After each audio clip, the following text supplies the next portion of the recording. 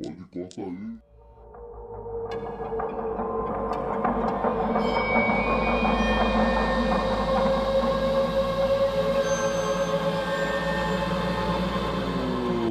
O assassino, eu vi que você não quer falar o Sim. nome dele. Não dou ibope. É isso. O assassino da Daniela estava conversando com a Glória Maria e dando várias versões. Então, às vezes, então vamos voltar para esse ponto, porque tem muita coisa para contar desse caso. Pode ser assim? Claro, você viu... Porque a gente deu uma barrigada aí pro O Pacto Brutal, participei. É? Eu não assisti ainda, Vale cara. a pena. Vale a pena, Igão. Não sei se você pegou esse momento, assim, né? É da minha geração. Foi em que ano isso daí? 1992. Não, o assassinato foi em 93, né? Não, 92. Eu tinha... Tá fazendo 30 anos. Ah, foi em 92. Dezembro de... 27, 28 de dezembro, né? 27 de dezembro. De 92. eu tinha 7 anos. Eu lembro vagamente... Foi uma comoção, Eu né? lembro vagamente dessa comoção e como foi um absurdo tudo isso e tal. Eu preciso ver esse E documentário. é legal você ver pelo seguinte, que o documentário, ele não veio trazer versões. Ele veio, já foi julgado. Isso. Ele veio trazer provas documentais, de testemunha, né? Que até hoje, muita gente, quando vai falar, fala assim, não era aquela atriz que tinha caso com o parceiro de trabalho? Nunca teve.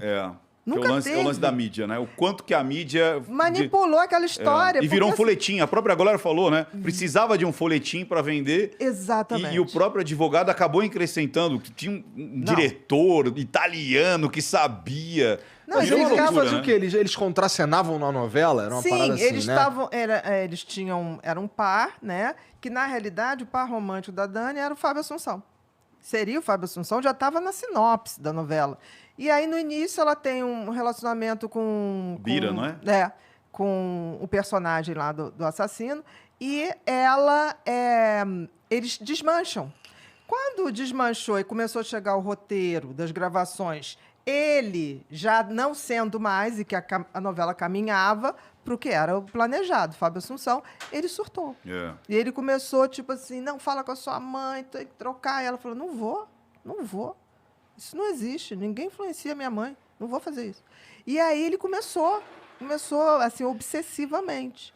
E aí tramou lá a questão, e não sei se você viu, né? Tinha todo um simbolismo de uma coisa meio magia negra ali, né? Tinha. Uma semana antes foi limpar o terreno lá, porque tinha que ser uma coisa perto de uma árvore, na última lua cheia do mês, e aquela coisa de você tirar o coração, né? Aquilo é uma oferenda, né? Na época, nunca se tocou muito nisso, porque era tão Dessa difícil. parte eu não sabia. Você vai entender. A gente não pode dizer que é isso. Agora, que aquilo foi totalmente ritualizado, planejado, é uma coisa incrível. Você vai ver ali que aquilo tinha um determinado fim. E ele tinha umas histórias de levar uma entidade para o teatro. Tinha umas coisas muito esquisitas. Eu assisti, né, o episódio.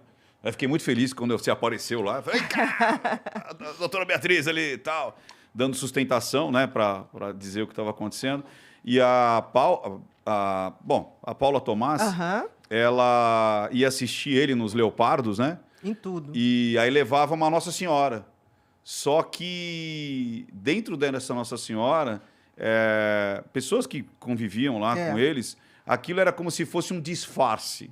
Então, dentro tinha objetos, tinham símbolos incrustados dentro e ela colocava, e toda vez que ele ia fazer alguma coisa, ela ia com essa Nossa Senhora e abria a bolsa e colocava ali. Ele também tinha uma imagem esquisitíssima, que as pessoas tinham muito receio no camarim dele. Existia uma ritualização, uma religião ali. A gente não sabe qual que é definida, mas existia um pacto religioso, vamos dizer assim. Exatamente. E ele tudo isso que acontece é para que ele consiga obter o sucesso, Exatamente, né? Isso, a qualquer custo. Qualquer custo. Eu li em algum lugar, assim, porque esse caso, com esse documentário, voltou, né? E ele fez uns vídeos, ele falou umas paradas e tal. E eu não lembro, mas era um outro ator falando que trabalhou com ele na época. Maurício Matar? Talvez, que acho que foi. Parece que ele falou pro Maurício, se é que foi o Maurício, eu não lembro, mas talvez tenha sido, que ele faria qualquer coisa para ter sucesso, ele transaria com qualquer pessoa que Mas ele tivesse. fez, né? Fez. Fez, né? Fez de tudo. Tipo assim, muitas coisas. É claro que um cara desse tem passado. Eu sempre digo isso. Um psicopata não nasce quando faz o primeiro crime. Ele já tem várias outras coisas. E quando a gente vai na história pregressa dele, tem muita história. Tem muita história. Só que tem que, na época, pessoas envolvidas, pessoas muito conhecidas na época, não quiseram depor para não se expor. Mas tinha muita história. E a Paula Tomás, a gente estava até conversando lá. E eu acho que não vão dizer nunca, entendeu? Mas tem muita história pregressa dele. E perguntaram... Como é que tu sabe que tem muita história pregressa se eles não vão dizer nunca? Tu estudou profundamente isso aí? Olha, chegou uma época na minha vida, depois que eu lancei o Mentes Perigosas, a ex... Porque, assim, ele casou com a Paula, depois casou novamente com uma outra mulher que se chamava Paula, e o Tomás é dele. Então, reproduziu o nome. Uhum. Aí teve uma hora que separou. E aí ele começou a namorar uma outra pessoa. Essa outra pessoa entrou em contato comigo do nada, assim, nos directs da vida e das redes sociais, e começou a falar, ele não mudou nada, ele é isso, isso, isso. Me falou de coisas que aconteciam na igreja que ele frequenta hoje. E aí chegou uma hora que eu falei, olha, eu posso te ouvir, mas eu não posso fazer nada. É uma decisão sua. Você está com ele, né? Aí depois, muito tempo depois, ela falou assim, não, me separei, aquilo é uma maluquice, tem umas coisas muito esquisitas. Eu falei, para e pensa, né? Porque quem sou eu para falar alguma coisa? Mas eu senti que ela queria que eu tomasse uma atitude. Eu não posso tomar uma atitude, até porque era a vida dela. Uma então, atitude? Que atitude que ela queria que você tomasse? As pessoas acham, né? Atribuem tipo, a gente... Ou que você vai poderes, pulverizar, poderes vai postar. Eu faço uma análise. Para denunciar um crime lá no Maranhão, crime, sabe? Tipo assim, eu não sou da polícia. Quem denuncia o crime é quem sofreu o crime. Uhum. Entendeu? Eu não posso, olha, vou denunciar... Não é bem assim que funciona. Bia, né? olhando, lógico, não querendo fechar diagnóstico, longe disso, mas opinião. Como a gente sempre falou, a gente pode ter opinião. Pela sua opinião profissional, você tem mais medo da Paula Tomás ou do outro? Mais dela, da assassina. Que, diga-se de passagem, é de uma frieza inacreditável. Ela era o poder por trás dele. Ela que pautou toda a carreira dele. E ela topava essa coisa da relação aberta para que ele fosse à caça. Mas tudo tinha que reverter para o casal. Então, e se você pensar bem, ele no júri, por exemplo, Igor, ele é tão exibicionista, tão narcisista, que ele no júri, ele simplesmente deu um show. Ele pegou ali o palquinho, que é um júri, e ele começou a fazer a voz da Dani, a voz da mulher, a voz dele, encenar aquilo. Foi patético. E ali todo o juiz ficou muito impressionado com aquilo, porque ele não estava nem aí mesmo. Ele aproveitou para fazer a cena dele. A outra, até hoje, diz que nunca esteve lá. Apesar de ter sido condenada, porque tem provas que ela estava lá. Né? O advogado né? Hugo, que já faleceu, né? Reconheceu, né? Ela. E ela diz, eu nunca estive lá. Eu nunca estive lá. Você sabe, Igor, que essa parte da... Ela é de uma frieza... Essa parte da encenação foi bem interessante. Quando eu fiz a análise... Puta, eu não vi essa porra. Vai vendo, eu fiz a análise de... Tem que ver, porque é uma aula de psicopatia, né? É uma aula de você ler os autos, de tudo que foi feito para não se chegar à conclusão, como as testemunhas foram... como é que se diz? Para não falar... Coagidas. Foram coagidas, né? Pessoas simples, que viram ele dando soco nela e jogando ela dentro do carro. Porque as pessoas diziam, por que aquela menina foi encontrar com ele num terreno baldio? Nunca foi. Já foi desmaiada.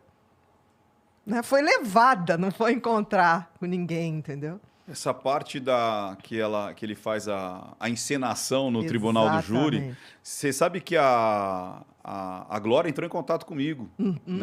Porque foi assim, ele fez a entrevista com o Marcelo Rezende em 2012. Lembro. Eu fiz essa análise do Marcelo Rezende em 2012 em 2016. E quando eu faço a análise, mas foi assim, eu coloquei poucas horas... eu recebo um e-mail da Glória. Na realidade, ela entrou em contato pelo Facebook pedindo, me dá um e-mail. Falei, pronto, vou ser processado. Aí eu dei um e-mail, ela mandou um e-mail desse tamanho, mandando processo. Não, o processo. Não, esclarecendo os fatos. Ela mandou foto, mandou depoimento, perícia, um monte de coisa.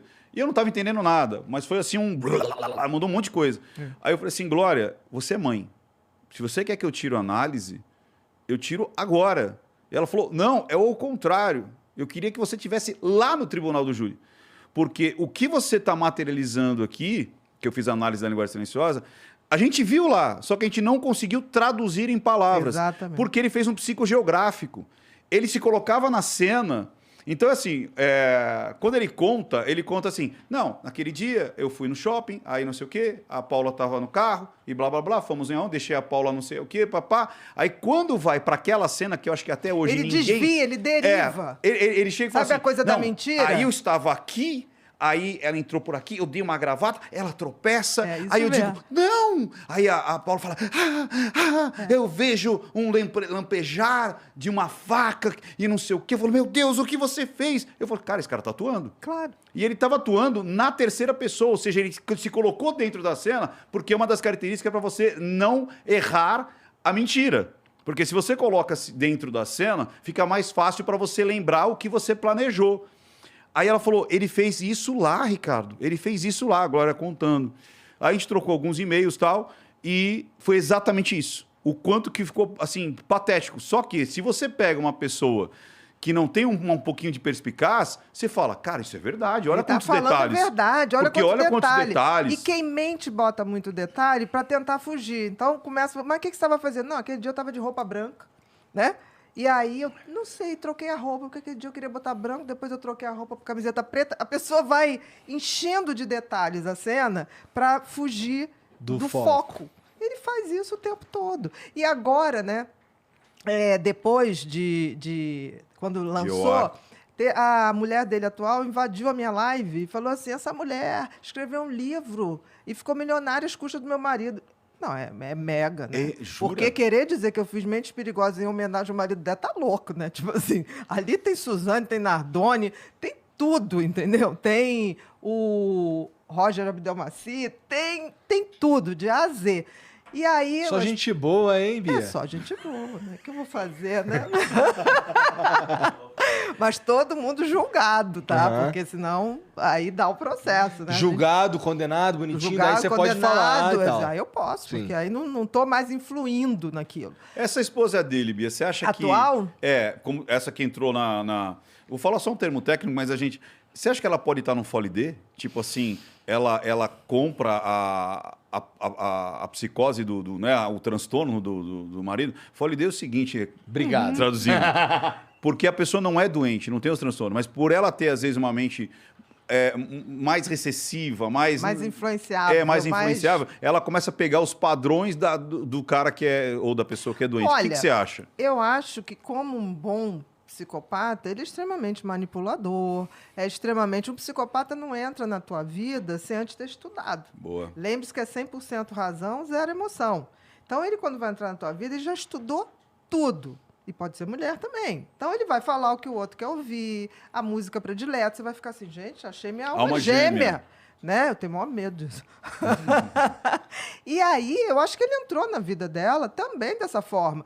Convivendo numa religião, numa determinada igreja, que era um grupo fechado. Então, eu acho que ela é aquele tipo de mulher que acredita mesmo. Entendi.